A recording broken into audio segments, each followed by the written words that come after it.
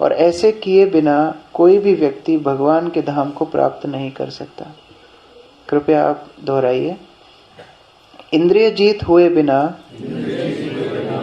अनुशासित हुए बिना तथा पूर्ण रूप से आज्ञाकारी हुए बिना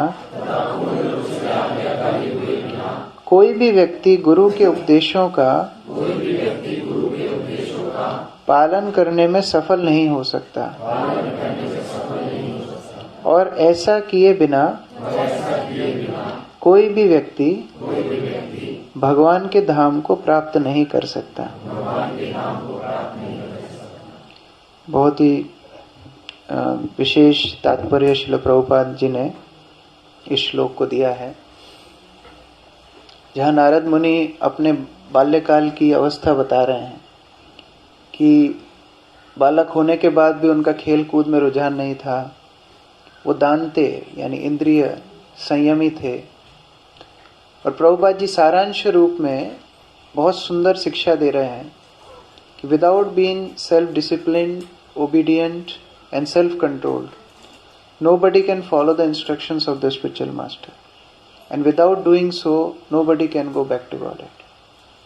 अगर हम इंद्रिय संयमी नहीं हैं, आज्ञाकारी नहीं हैं और अनुशासित नहीं हैं, ये तीनों क्वालिटी प्रभुपाद जी बहुत जोर दे रहे हैं, तो गुरु की आज्ञा हम पालन चाहकर भी नहीं कर सकते। हमारी इच्छा तो बहुत है लेकिन सुबह नींद नहीं खुलती, हमारी इच्छा तो बहुत है लेकिन जब में ध्यान नहीं लगता। तो ये तीन बाधाएं गुरु की आज्ञा पालन करने में आती हैं। इसलिए हम लोगों को जरूरत है स्वयं को जितना ज्यादा अनुशासित कर सके भक्ति जीवन में, उतना ही हम फायदा उठा सकते हैं। जिसने सोया है उसने खोया है, कहावत है। तो जो आध्यात्मिक रूप से सो रहा है वो आध्यात्मिक जीवन में बहुत कुछ खो देता है।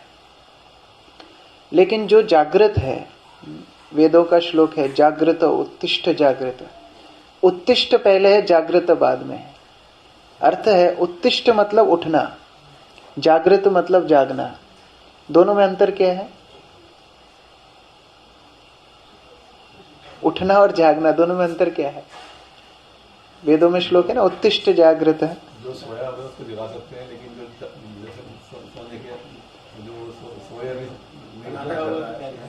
जो नाटक कर रहा है उसको कैसी जगह है? हाँ ठीक है। दोनों में अंतर क्या है? उत्तिष्ठ जागृत, उठना जागना। हम लोग रोज इसको महसूस, हाँ उठना मतलब बिस्तर में तो बैठ गए हैं, सिंपल उदाहरण, उठ गए हैं लेकिन अभी जागे नहीं हैं। एक है शारीरिक, एक है मानसिक। तो भक्ति में आ गए हैं, शरीर हिल रहा है, जपमाला भी हो रही है, सब कुछ हो रहा है, लेकिन जागृत चेतना कितनी जागृत हुई है उससे निर्भर करता है हमारा आध्यात्मिक जीवन में उत्थान कितना हो रहा है। इसलिए हर पल पे एक निर्णय हमें लेना होता है, हर पल पे, छोटा हो बड़ा हो। प्रसाद में कितनी रोटी लेनी है हमें निर्णय लेना है, कितने गुलाब जामुन खाने हमें लेना है। इसी तरह जब किसी ने कुछ अपशब्द बोल दिए, उत्तेजित शब्द बोल दिए, क्या प्रत्युत्तर देना है हमें निर्णय लेना है। हर परिस्थिति में, छोटा टेस्ट हो बड़ा टेस्ट हो, हर पल पे at every step we will be tested. इसलिए रूप गोस्वामी उपदेशामृत में बहुत सुंदर रूप से संक्षिप्त में हमें बहुत सारे ऐसे निर्देश देते हैं जहां हमें वेगों को संयमित करना है। एक होती है वासना, एक होता है वेग। दोनों में अंतर क्या है? एक है इच्छा वासना, एक है वेग। दोनों में अंतर क्या है? वेग मतलब अर्जेंसी हो जाती है, करके ही रहना है। हाँ, वो रुक नहीं सकता। वेग मतलब प्रवाह, वो रुकेगा नहीं किसी के लिए। आज अगर मेरा वेग मुझे बोल रहा है किसी को अपशब्द बोलने के लिए, तो मैं किसी भी हद पे जा करके वो करके ही रहूंगा। ये वेग है। वासना है, मान लीजिए किसी की वासना है मैं गुजरात का चीफ मिनिस्टर बनूंगा, ठीक है, रुक सकती है थोड़े टाइम के लिए, इच्छा हो सकती है, लेकिन वेग किसी के लिए रुकता नहीं है। तो रूप गोस्वामी पाद बोलते हैं ये वेगों का दमन करना जरूरी है। लेकिन हम बोल सकते हैं ये तो बताया गया है गुरु बनने के लिए, सर्वम अपिमाम पृथ्वीम च शिष्य, तो हमारे लिए क्या उपयोगी है? हमें तो जरूरत नहीं है। प्रश्न ये है कि अगर हम आध्यात्मिक जीवन में आगे बढ़ना चाहते हैं तो आज का शिष्य कल का गुरु बनता है। ऐसा नहीं है गुरु ट्रेनिंग पहले शुरू होती है, आज का शिष्य कल का गुरु बनता है। तो ये निर्देश हमारे और आपके लिए है। अगले श्लोक में रूप गोस्वामी बताते हैं, अति आहार अत्याहार प्रयासस्य प्रजल्प नियमग्रह जन संगस्य लौल्यम च क्षणवीर भक्ति विनश्यति। क्षणवीर भक्ति विनश्यति, भक्ति का वैसे विनाश नहीं होता, लेकिन फिर भी किसी समय के लिए अवरुद्ध हो जाती है, रुक जाती है। हमारे महान आचार्यों ने अपने उदाहरण से सिखाया, हमारे लिए सिखाया कि कैसे कई बार प्रयास से, अति प्रयास, अति संचित करने की हमारी इच्छा भक्ति में बाधा बन जाती है। जड़ विद्या जत मायार वैभव तुम्हारे भजन बाधा, अनित्य संसार मोह जन्मिया जीव के करोए गधा।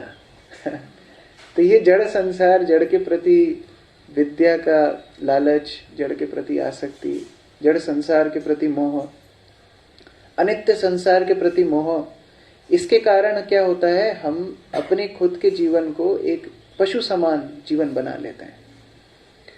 दक्षिण भारत में एक महान आचार्य हुए जिनका नाम था यमुनाचार्य।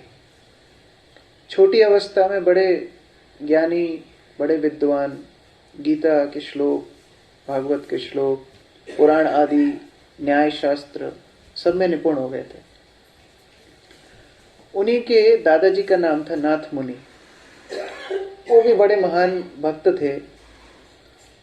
उन्हीं के गांव के पास में एक राजा रहते थे जिन्होंने विद्वानों की सभा बुलाई, और उसी सभा में, बहुत लंबी कथा है, मैं संक्षेप में बता रहा हूं, यमुनाचार्य का जाना हुआ।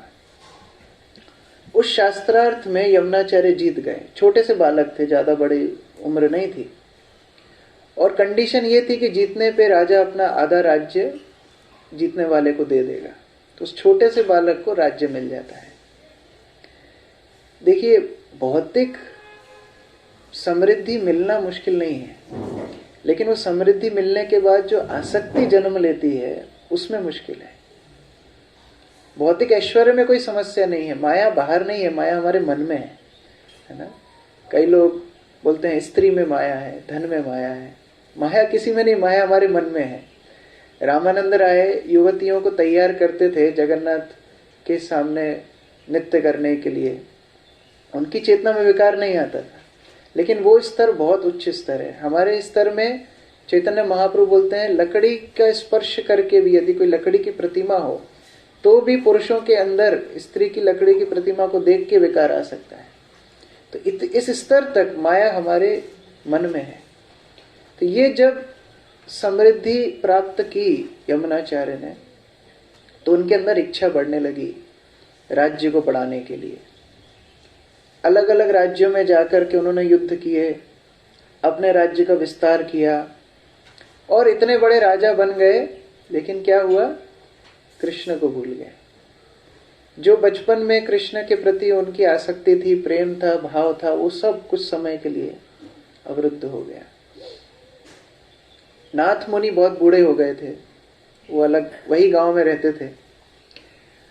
उन्होंने सोचा कि मैं तो जा रहा हूं, लेकिन यमुनाचार्य की मुझे कुछ मदद करके जानी चाहिए। तो उन्होंने यमुनाचार्य को एक पत्र भेजा कि मैं अपनी अंतिम सांसें ले रहा हूं, और आपके लिए एक बहुत बड़ा धन मैंने संचित करके रखा है, जो मैं आपके लिए छोड़ के जा रहा हूं, विल। तो ये वसीयत आप लेकर के चले जाना। ये पत्र यमुनाचार्य को मिलता है, बड़े दुखी होते हैं लेकिन खुश भी होते हैं। ये विल चीज ही ऐसी है, कोई अपने नाम लिख जाए तो। मैं एक भक्त से बात कर रहा था 3-4 दिन पहले, और मैंने उनको बोला कि हमें उज्जैन में इस तरह आवश्यकता है। तो उन्होंने बोला हाँ प्रभु जी मैं पूरा दे दूंगा। बोला आज क्या बात हुई, एकदम से कैसे बोल रहे हैं? बोले मेरी सासू माँ ने मेरे नाम पे इतनी विल छोड़ के गई है, तो उसमें से आपको दे दूंगा। तो जब कोई इस तरह वेल आती है तो बड़ी खुशी होती है, बड़ा आनंद आता है। तो यमुनाचार्य बड़े उत्साही हो गए, कह रहे अब तो बहुत बड़ी संपत्ति मिलने वाली है। और जिस स्थान का वर्णन था उस स्थान में पहुंच गए। 7 द्वार थे, उनको पार करके अंदर गए। और जब सामने देखा तो वो खजाना क्या था? स्वयं रंगनाथ, उनका दर्शन नाथ मुनि ने वहां पर लिखा था, यही आपका खजाना है। तब यमुनाचार्य को दोबारा से स्मरण हुआ कि मैंने क्या खो दिया। ये संसार के अत्याहार में, संसार के प्रयास में, लौल्यम में मैंने क्या खो दिया? मैंने वास्तविक धन कृष्ण को खो दिया।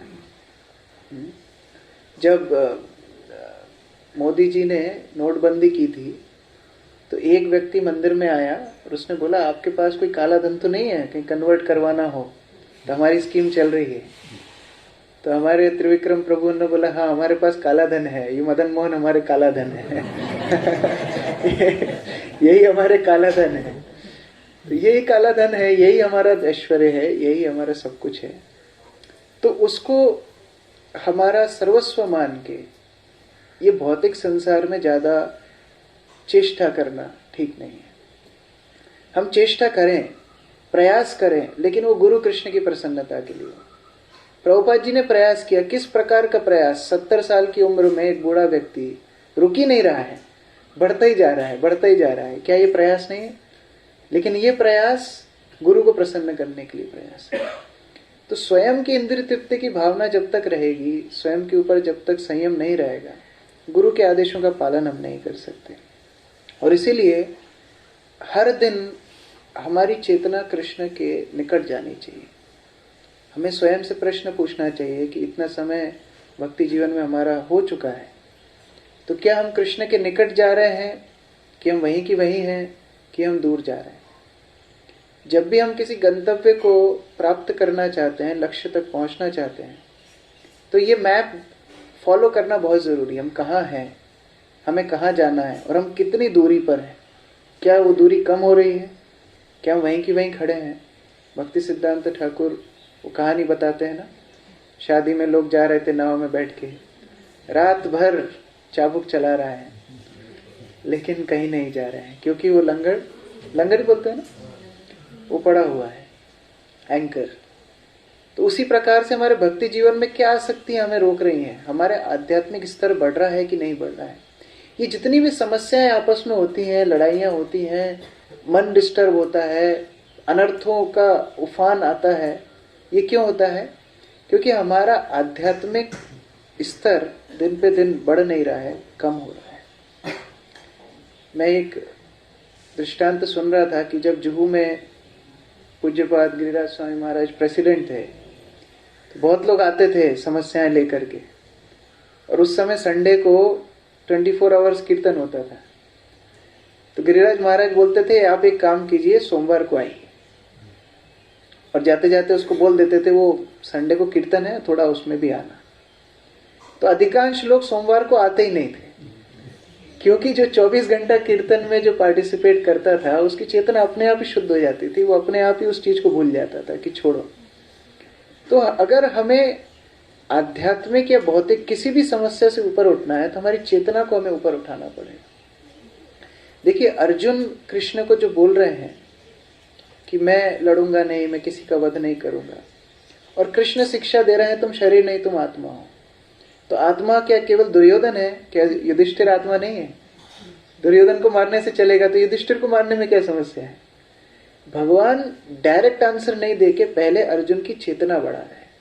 18 अध्याय लगे उस चेतना को बढ़ाने में, जहां अर्जुन ये बोलता है करिष्ये वचनम तव, आप जो बोलेंगे अभी वही मैं करूंगा। ये स्तर पे आने के लिए हमारी चेतना की वृद्धि उस प्रकार क्रम बाय क्रम पूरे एक सिस्टमैटिक ऑर्डर में, धारावाहिक रूप में हमको ऊपर बढ़ानी पड़ेगी। इसलिए चेतना का स्तर जितना शुद्ध होगा, कृष्ण भावनामृत में हम रहेंगे, आगे बढ़ेंगे, दूसरों की मदद कर पाएंगे। देखिए गुरु महाराज एक बहुत सुंदर उदाहरण देते थे कि जब कोई बालक जन्म लेता है उसी समय वो अपने पिता माता की सारी संपत्ति का वारिस बन जाता है, उसी समय। लेकिन माता पिता के जन्म होते से उसको दे देते हैं क्या सब कुछ? नहीं देते। उसको एक काम करना पड़ेगा। क्या करना पड़ेगा? केवल जीवित रहना पड़ेगा। जब तक वो मैच्योर नहीं होगा, जब तक वो बालिक नहीं होगा, तब तक उसको कुछ नहीं मिलेगा। उसको माता पिता के साथ रहना पड़ेगा। उसी प्रकार हमको भक्ति जीवन में जीवित रहना पड़ेगा। एक बार ब्रह्मानंद प्रभु, ये सबके लिए शिक्षाप्रद चीज है, हमारे लिए भी है। एक बार ब्रह्मानंद प्रभु चौपाटी में प्रवचन दे रहे थे और उन्होंने बोला इसी तरह प्रवचन में कि यदि आप 16 माला का जप करते हैं, 4 नियम का पालन करते हैं, प्रभुपाद जी की पुस्तकें पढ़ते हैं, तो आपका कोई पतन नहीं होगा। प्रवचन के बाद एक भक्त ने उनसे पूछ लिया कि प्रभु जी, आप तो कृष्ण भावनामृत से कुछ समय के लिए चले गए थे, तो कैसे समझना चाहिए? तो उन्होंने बोला उसका उत्तर मेरे ही प्रवचन में है, मैं वो चीजें नहीं कर रहा था। जब वो चीजें नहीं करेंगे तो एक ना एक दिन हम लोग चले जाएंगे। तो इसलिए प्रतिदिन भक्ति में हमको सचेत होके आगे बढ़ना चाहिए, क्योंकि व्यक्ति सिद्धांतों का पालन करने से ज्यादा उदाहरण ढूंढ रहा है। उनको उदाहरणों को पालन करना है। प्रभुपाद जी के अमेरिका जाने से पहले बहुत लोगों ने गीता छापी, बहुत लोगों ने बहुत सिद्धांत पे बहुत कुछ अमेरिका में थे। अमेरिकन लिटरेचर्स, यूरोपियन लिटरेचर्स में बहुत अच्छी अच्छी बातें भी लिखी है। अभी भी आप विदेशों में जाएंगे, बहुत सभ्यता से वो लोग आपके साथ व्यवहार करते हैं। आप किसी दुकान में जाएंगे, दूसरा कोई कस्टमर होगा, वो गेट खोल के आपके लिए खड़ा रहेगा। इस तरह भारत में तो कम देखने के लिए मिलता है। लेकिन प्रभुपाद जी जब गए तो लोगों ने देखा कि ये जीवंत उदाहरण है सिद्धांतों का। जो ये बोल रहा है व्यक्ति, इन्होंने अपने जीवन में इसको उतारा है। So people are looking for examples to follow. People don't want any principles. ये तो व्हाट्सएप स्टेटस में कितना मिल जाता है। आप थोड़ा देखिए, इतने अच्छे अच्छे विचार, आपको लगेगा कि वाह कितने बड़े बड़े, लेकिन व्यक्तिगत रूप से उदाहरण देखने के लिए बहुत कम मिलते हैं। उनको व्यक्ति ढूंढ रहा है। प्रभुपाद जी के जीवन से हम यही देखते हैं कि उन्होंने स्वयं के ऊपर जो नियंत्रण रखा, स्वयं की जो लीडरशिप है, सेल्फ लीडरशिप, वो खुद के नेता बने। सबसे पहले स्वयं को नियंत्रण करना, संयमित करना, अनुशासित करना। मायापुर में जब प्रभुपाद जी रहते थे, एक ही बिल्डिंग थी, लोटस बिल्डिंग, और उसमें प्रभुपाद जी का रूम था, कॉमन टॉयलेट थी। सब भक्त जिस टॉयलेट में जाते उसी में प्रभुपाद जी जाते थे। अभी भी वो रूम्स हैं, आप लोग दर्शन कर सकते हैं पद्म भवन में। तो रात के समय रिस्क रहती थी, क्योंकि मायापुर मंदिर पे 2-3 बार चोरी हो चुकी थी, आक्रमण भी हुआ था। तो एक भक्त या 2 भक्त रात में पहरा देते थे प्रभुपाद जी के कमरे के बाहर। तो एक रात में शतधन्य प्रभु पहरा दे रहे थे और उन्होंने देखा कि कोई व्यक्ति भाग करके तेजी से नीचे गया है। तो उनको लगा कि प्रभुपाद जी को कोई संकट हो सकता है, तो भाग करके ढूंढने लगे कौन है कौन है। नीचे गए, कोई नहीं दिख रहा था। उसी सीढ़ी के आड़ में एक व्यक्ति छुपा हुआ था। शतधन्य प्रभु ने उनको बाहर निकाला। कौन थे वो?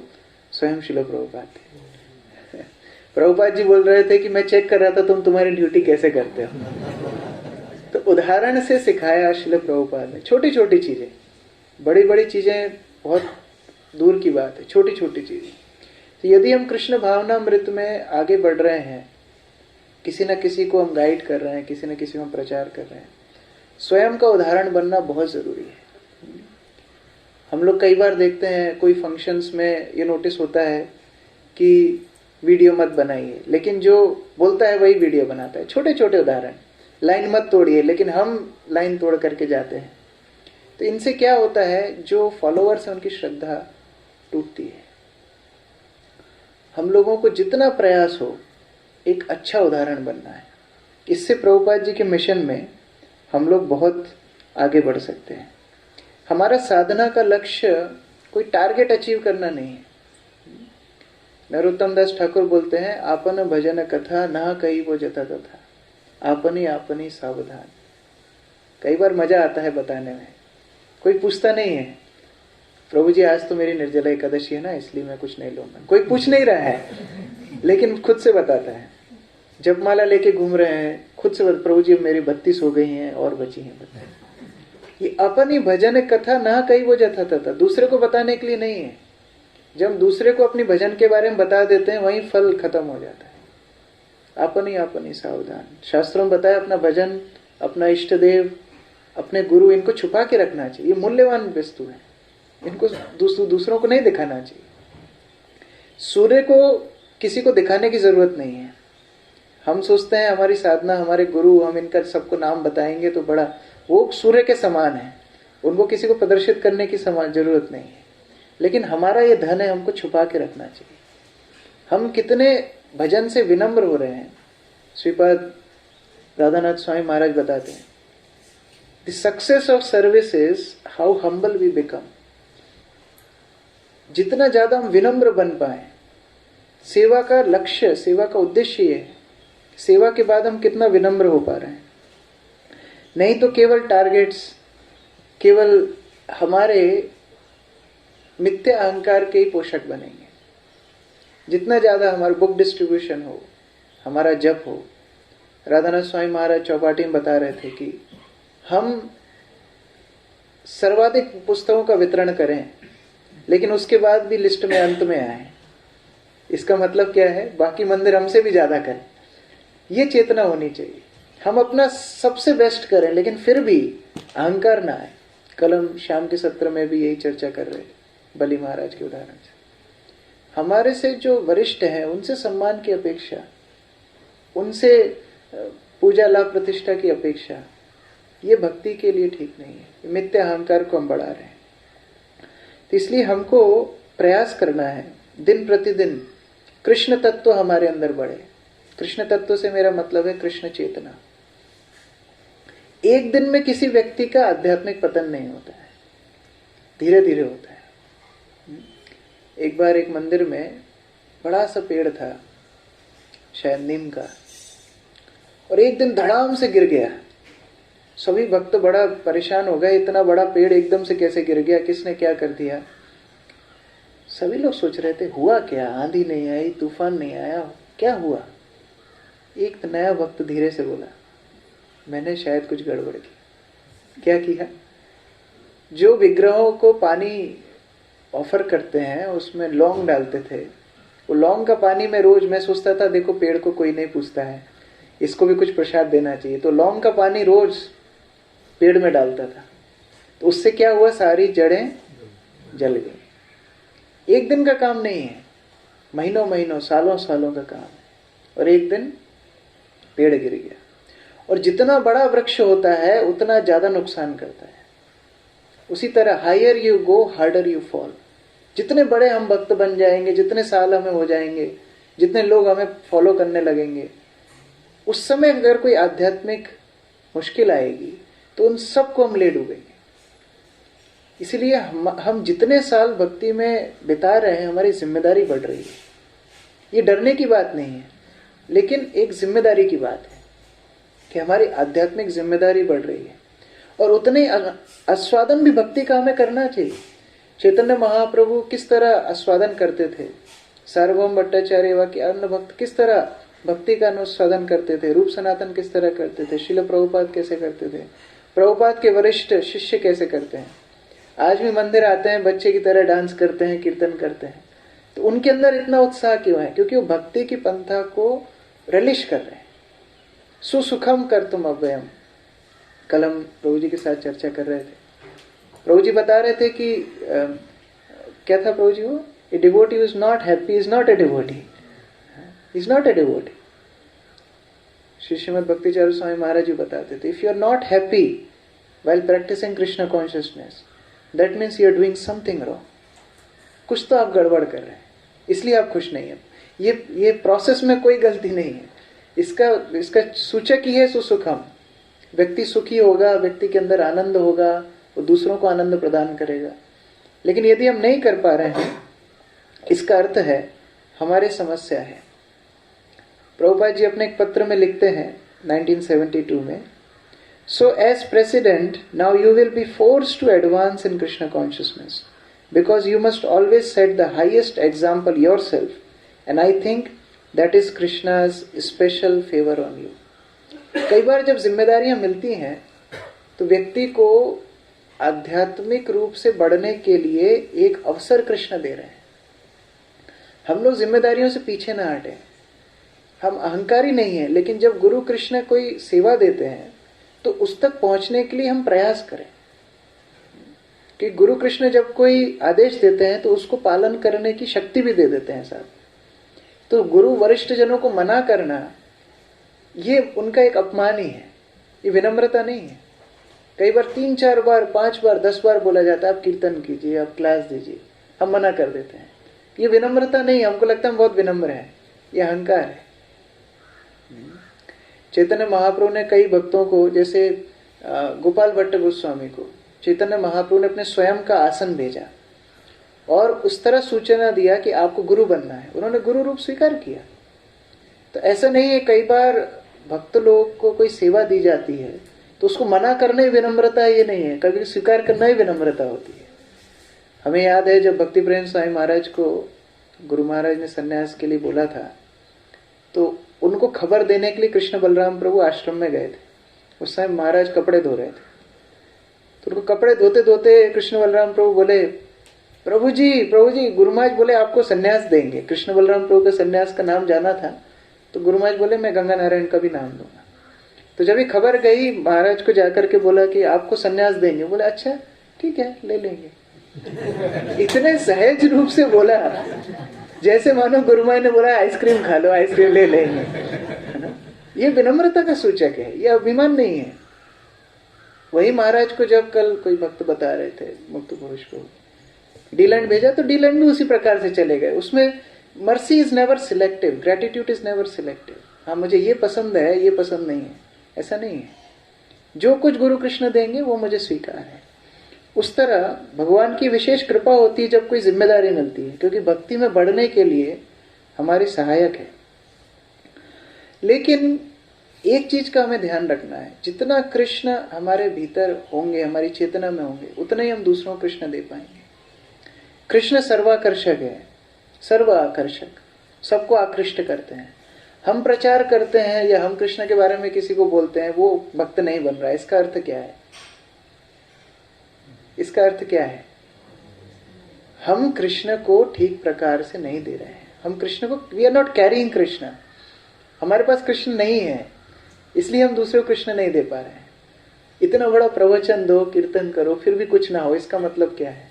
और प्रभुपाद जी 20 मिनट प्रवचन देते थे, 25 मिनट, कोई तो अराइवल एड्रेस है 5 मिनट 7 मिनट, उसमें सबका हृदय परिवर्तन हो जाता था, क्योंकि कृष्ण उनके हृदय में बैठे हुए हैं। तो इसलिए हमारे अंदर जितना कृष्ण तत्व बढ़ेगा, जितना हम आंतरिक रूप से विषय वस्तुओं को ना बोल के गुरु कृष्ण के प्रति आसक्ति बढ़ाएंगे। अर्जुन के लिए कृष्ण सारथी बन गए, क्योंकि अर्जुन कृष्ण के सिवा और कुछ ही विषय वस्तु में ध्यान नहीं लगाते थे। देवताओं के पास जब अस्त्र लेने गए, देवताओं ने बोला यहीं रुक जाओ। अमेरिका जाने का वीजा होता है ना, H1B1 वीजा, तो वो मिल रहा था उनको, यहीं रह जाओ, तो ठुकरा दिया। बाद में उर्वशी आई with A green card green card भी ठुकरा दिया। लेकिन बाद में आकर के कृष्ण ने जो बोला वो सेवा की। ये गुरु कृष्ण के प्रति आसक्ति हमें आगे बढ़ाती है। महाराज की बात निकली है तो एक, आप लोग तो क्लोज ग्रुप हैं इसलिए मैं शेयर कर रहा हूँ। मैं यहाँ आने से 1 हफ्ते पहले महाराज से मिलने गया था, तो मैंने देखा कि उनके कमरे में उनके कपड़े निकले हुए हैं। तो मुझे लगा बाथरूम में होंगे, लेकिन बाथरूम का दरवाजा भी खुला था। अभी सोचिए एक सन्यासी के कपड़े उधर हैं और वो बाथरूम में भी नहीं है, तो अभी गमछे में तो नीचे प्रवचन देने नहीं गए होंगे, तो कहाँ है? तो मैं इधर उधर ढूंढ रहा था। उतने में महाराज बालकनी से हार्पिक की बोतल हाथ में लेके आ रहे थे। तो महाराज क्या हुआ, आपकी बाथरूम? नहीं मेरी बाथरूम साफ है। मैं अंदर भी गया, देखा, महाराज मेरी बाथरूम एकदम साफ है। महाराज हार्पिक? मैं गुरु महाराज की बाथरूम साफ करता हूँ। ये गुरु कृष्ण के प्रति आसक्ति कौन देख रहा है, कौन बता रहा है, कौन को मालूम है? मंदिर में शायद ब्रह्मचारी उसी बिल्डिंग में रह रहे हैं, किसी को मालूम भी नहीं होगा। लेकिन ये गुरु कृष्ण के प्रति हमारी आसक्ति दिन पे दिन कितनी बढ़ रही है, ये हमें देखना है। ये दूसरे को दिखाने की चीज नहीं है। जैसे हम नरोत्तम दास ठाकुर का चर्चा कर रहे थे, अपनी अपनी सावधान, अपना भजन, अपनी आसक्ति, ये साथ में जाएगी। इसके प्रति हमको ज्यादा से ज्यादा आगे बढ़ना है। और इस तरह जब कोई वैष्णव समाज का नेता होता है, हम सभी किसी न किसी स्तर पे प्रचार कर रहे हैं, नेतृत्व में हैं, तो पूरे समाज का कल्याण होता है। भागवत में 2 उदाहरण हैं। एक उदाहरण है रंती देव का, जिनकी निष्ठा, जिनकी उदारता, जिनकी भक्ति, जिनका प्रभु पे विश्वास, उनके कारण भागवत में श्लोक है, मेरे पास यहाँ अभी श्लोक नहीं है, लेकिन उसमें बताया है कि सारे प्रजा भी कृष्ण भावनामय हो गए केवल रंती देव की भक्ति के माध्यम से। और दूसरा उदाहरण है इंद्र का, जहां इंद्र अपने गुरु का अपमान करते हैं, और देवताओं ने तो कुछ नहीं किया था, लेकिन उनके कारण वो भी डूब गए। तो उसी प्रकार से हम सब किसी न किसी स्तर पे नेतृत्व कर रहे हैं, प्रचार कर रहे हैं, काउंसलिंग कर रहे हैं, जो भी कर रहे हैं। हमारी भक्ति पे हमारी भी भक्ति टिकी है, बाकी लोगों का भी बहुत कुछ टिका है। तो हमारी जिम्मेदारी है कि भक्ति में हम आगे बढ़े। हमारी कृष्ण भावनामृत में दिनों दिन वृद्धि होनी चाहिए। 4 पैरामीटर भक्त लोग, अगर हम समराइज करें, 4 पैरामीटर है। सबसे पहले हमारी भक्ति में जो भी हम साधन कर रहे हैं, प्रचार कर रहे हैं, सेवा कर रहे हैं, उसकी क्वांटिटी बढ़ना चाहिए। Quantity comes first. लोग बोलते हैं ना, नहीं मैं तो 1 माला कर रहा हूँ प्रभु जी 1 साल से, लेकिन बड़ी अच्छे से करता हूँ। नहीं, चलेगा नहीं। क्वांटिटी बढ़ना चाहिए, उससे समझ में आता है कोई कितना गंभीर है। आज हम 16 माला कर रहे हैं, 4 नियमों का पालन कर रहे हैं, सेवा कर रहे हैं, दिनों दिन समय के साथ, आयु के साथ उसकी वृद्धि हो। हमारा लालच बढ़े कि गुरु कृष्ण का हमारा अभी समय बीता जा रहा है, कब मृत्यु आएगी, कब हम, कुछ भी हो सकता है, कोई बीमारी आ सकती है, हम बुजुर्ग हो सकते हैं। हमारी आवाज, एक हमारे ब्रह्मचारी भक्त थे जुहू में, इतना अच्छा प्रवचन करते थे, गुना से ही है, उनको ऐसी प्रॉब्लम हो गई आवाज में, अभी वो बोल ही नहीं पाते, उनकी स्पीच थेरेपी चल रही। कब क्या समस्या होगी हमको कुछ मालूम नहीं है। तो हमारी क्वांटिटी बढ़नी चाहिए, लालच होना चाहिए सेवा का, साधना का। दूसरा होता है क्वालिटी, क्वालिटी बढ़नी चाहिए। आज हम जिस तरह प्रभुपाद की पुस्तकें पढ़ रहे हैं, 2 साल बाद भी वैसे ही नहीं पढ़ना चाहिए, उसकी क्वालिटी बढ़ना चाहिए। हम उस पर चिंतन करें, मनन करें, प्रयास करें, दूसरों के साथ हम कैसे बांट सकते हैं, अपने जीवन में कैसे अपना सकते हैं, उस तरह क्वालिटी बढ़े। तीसरी बात है जो थोड़ी कठिन है, मुश्किल के समय हमारा कृष्ण भावनामृत में कितना उत्साह रहता है। How we respond to difficulty. अभी हम भक्ति जीवन में जब नए लोग आते हैं, कभी मंगला आरती नहीं आते हैं, हम उनसे पूछते हैं आप मंगला आरती क्यों नहीं आए, वो बोलेगा मैं बीमार था। अच्छा कोई बात नहीं, आप बीमार थे। यही रीजन 10 साल बाद नहीं चलेगा। उस समय भक्ति की टेस्ट कैसा होगा, हम किस अवस्था में भक्ति कर रहे हैं।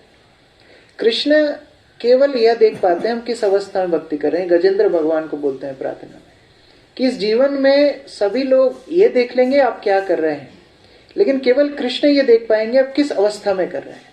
जैसे हम सब यहाँ अभी क्लास में बैठे हैं, दिख रहा है हाँ इतने लोग आए हैं, लेकिन कौन किस कंडीशन में आया है, कौन रात में लेट सोया था, किसका अभी पेट साफ नहीं हुआ, कौन किस स्थिति में बैठा है, ये कृष्ण को मालूम है और किसी को नहीं मालूम है।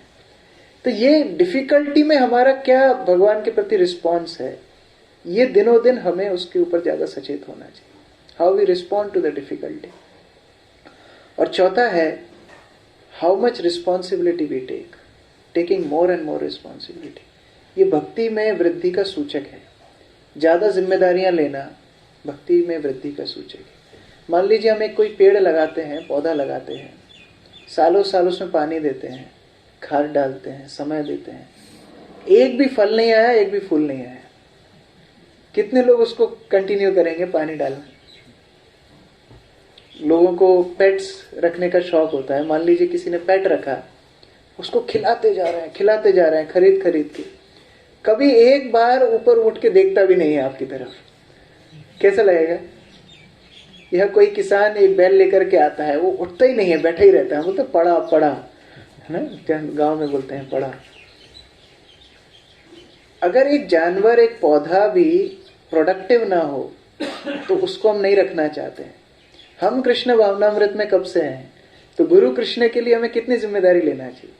हम लेते जा रहे हैं, लेकिन हमें देना भी है। गुरु कृष्ण के मिशन में सहायक बनना है, कितना भी हो, गिलहरी की सहायता हो, हनुमान जी की सहायता हो, वो डिपेंड नहीं करती, लेकिन जिम्मेदारी लेना सीखना चाहिए। खुद से जाके किम करोति किंकर, सेवक का अर्थ है मैं क्या कर सकता हूँ, इस तरह जाकर के पूछना चाहिए। कुछ भक्त ऐसे होते हैं जिनको सेवा ना मिले तो पागल हो जाते हैं। मायापुर गुरुकुल में पनिशमेंट ये है, यदि आपने कोई गलती की तो उस बालक को पनिशमेंट ये दी जाती है कि आपको सेवा नहीं दी जाएगी 3 दिन। वो पागल हो जाता है, वो गिड़गिड़ाने लगता है, मुझे कुछ सेवा दीजिए। हाँ, तो ये सेवा भक्तों के लिए एक लग्जरी है। सेवा नहीं होना हमारे लिए बहुत बड़ी पनिशमेंट है। तो उस तरह हमें प्रयास करना चाहिए इन चारों माध्यमों से कि भक्ति जीवन में हम कितना ज्यादा आगे बढ़ रहे हैं। इसका मतलब ये नहीं है सब व्यक्ति को सब चीजें करनी पड़ेगी, हमको अपने इमोशंस से ऊपर उठना चाहिए प्रायोरिटी में। सब लोग सब काम नहीं कर सकते। जिस तरह माताएं कल क्या क्या पकवान बनाए थे, शायद प्रभु लोग नहीं बना सकते हैं, या फिर ये टेबल उठा करके या उधर रखना है तो हो सकता है माताएं नहीं रख पाएंगे। तो हर चीज में होड़ा होड़ी करने की आवश्यकता भी नहीं है। हर व्यक्ति को भगवान ने कोई स्पेशल स्किल्स दिए हैं, स्पेशल उनकी वृत्तियां हैं, उनके हिसाब से उनको कृष्ण भावनामृत में आगे बढ़ना चाहिए। अर्जुन का जैसे क्षत्रिय स्वभाव था, उन्होंने बोला कि नहीं नहीं हम युद्ध नहीं करेंगे। कृष्ण उनको बोले नहीं, आप क्षत्रिय हैं, आप क्षत्रिय बन के आगे बढ़िए। प्रभुपाद जी उदाहरण देते हैं, कारपेंटर बहुत निपुण है, लेकिन एक दिन डिसाइड करता है नहीं नहीं हम तो अब पेंटर बनेंगे। तो कारपेंटर पेंटर नहीं बन सकता है, वो पेंटिंग भी बिगाड़ेगा और उसका व्यवसाय भी जाएगा। तो हमें जो चीजें दी गई इमोशन से थोड़ा ऊपर उठना चाहिए। इमोशनल भक्ति शुरुआत में ठीक है। जो शुद्ध भक्त हैं, दारुक भगवान को चामर कर रहे हैं और चामर करते करते उनको अश्रु आ रहे हैं, भगवान के सारथी हैं दारुक, तो वो उन अपने अश्रुओं को, अपने भाव को तिरस्कृत कर रहे हैं कि नहीं ये गलत कर रहा हूं मैं, सेवा में बाधा आ रही है। माधवेंद्रपुरी को जब स्वप्न आया, गोपाल आए, उन्होंने बोला मैंने तुम्हारे लिए ये पात्र दूध का मैंने दिया था और मैं जंगल में हूं, मुझे निकालो।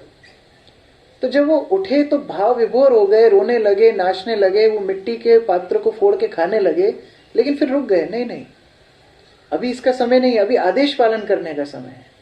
तो कई बार भाव में हम डूब जाते हैं, जैसे कभी मंगला आरती चल रही हो, बड़े भाव में हम हैं, पीछे से कोई आके बोले दरी बिछा दो पीछे, कृष्ण अनुकूल सेवा। माता यशोदा कृष्ण को रख के दूध निकालने के लिए चली जाती है, अनुकूल सेवा है। मान लीजिए हम भगवान का दर्शन कर रहे हैं, डूब गए, पर्दे में आग लग गई, क्या करेंगे? तो हमारे इमोशंस से भी हमको थोड़ा आगे, भाव भक्ति अलग होती है, ये हमारे भाव ही है, भक्ति नहीं है अभी इधर। तो अभी भक्ति में सेवा में आगे बढ़ना है। उस तरह स्तर में जब हम आगे बढ़ेंगे तब भगवान को हमारे जीवन में हम उतार पाएंगे। कई बार दोनों का बैलेंस जरूरी है, भाव का बैलेंस भी और प्रैक्टिकल सेवा का बैलेंस भी।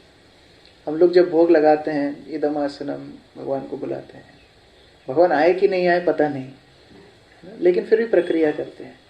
गोपियां जब भगवान को बुलाती थी भगवान आ जाते थे। तो भाव की प्रधानता भी है, लेकिन प्रैक्टिकल सर्विस भी देखना चाहिए, दोनों का बैलेंस होना चाहिए। उस तरह बैलेंस से जब हम आगे बढ़ेंगे तो हम प्रभुपाद जी के मिशन में कुछ कंट्रीब्यूट कर पाएंगे। प्रभुपाद जी चाहते थे कि हम लोग सब निस्वार्थ भाव से सेवा करें। खुद का उदाहरण बहुत बार प्रवचन में देते थे, मैंने 40 रुपए से शुरू किया, मेरा कोई निजी स्वार्थ नहीं है। बहुत बार प्रवचन में प्रभुपाद जी बोलते हैं, मैं चला जाऊंगा, आप लोगों को आगे बढ़ाना है। और प्रभुपाद जी ने एक बहुत सुंदर पत्र लिखा, उसमें बोला है, ये 74 में करंदर प्रभु को लिखा था, I shall request all not to be personally ambitious. आप स्वयं का स्वार्थ मत देखिए। ये कृष्ण भावनामृत का प्रचार स्वार्थ के बल पे नहीं हो सकता। Don't be personally ambitious.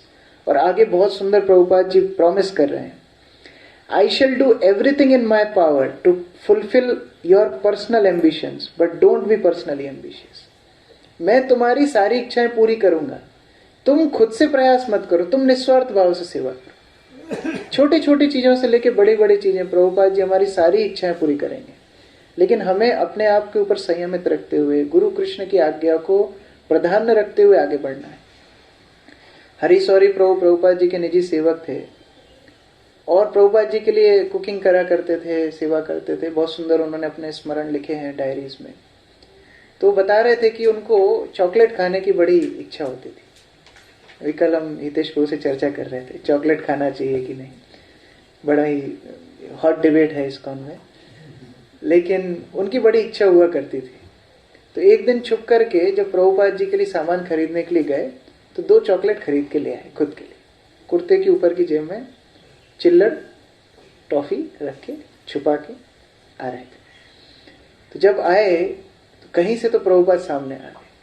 और हमें तो हैबिट है जब गुरु सामने आते हैं तब तो जैसे ही झुके तो वो दोनों टन 2-3 जितनी चिल्लड़ थी वो भी गिरी और दोनों चॉकलेट भी गिरी। प्रभुपाद जी ने देखा, कुछ भी नहीं बोला, कुछ भी नहीं बोला।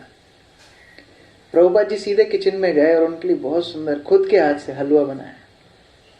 हलवा बना करके हरिशौरी प्रभु को बुला के बिठा के खिलाया और बोला जब भी खाने की इच्छा हो चॉकलेट मेरे पास आना, मैं हलवा बना के दूंगा। ये प्रभुपाद जी, हम लोग सुनते हैं प्रभुपाद जी रैस्कल बोलते हैं, कितना कठिन बोलते हैं, लेकिन अपने भक्तों से कितना प्रेम करते हैं। तो हम ऐसे एक आध्यात्मिक परिवार में हैं जहां हमें जबरदस्ती खुद को प्रूफ करने की जरूरत नहीं है। आप S10 में बैठे हैं, S2 में बैठे हैं, S1 में बैठे हैं, पूरी ट्रेन ही सूरत आएगी, है ना। हमको S10 से S1 में भाग के आने की जरूरत नहीं है। तो आध्यात्मिक परिवार में कंपटीशन करने की जरूरत नहीं है। हमको एक दूसरे को आगे बढ़ाना, ये वृंदावन का भाव है, निर्मत्सर्यता। जहां एक भौरा भी ध्वनि करता है तो कोयल भी चुप हो जाती है। तो उस परिवेश में हमको भक्ति जीवन में आगे बढ़ना है और उसी में प्रभुपाद जी की गुरुवर की सबकी प्रसन्नता है। तो मैं यहीं पर इसको विराम देता हूँ। यदि कोई भक्त कुछ शेयर करना चाहते हैं तो शेयर कर सकते हैं। राधाचरण प्रभु जी ऐड कर सकते हैं। जैसे बिल्कुल प्रारंभ में आपने कहा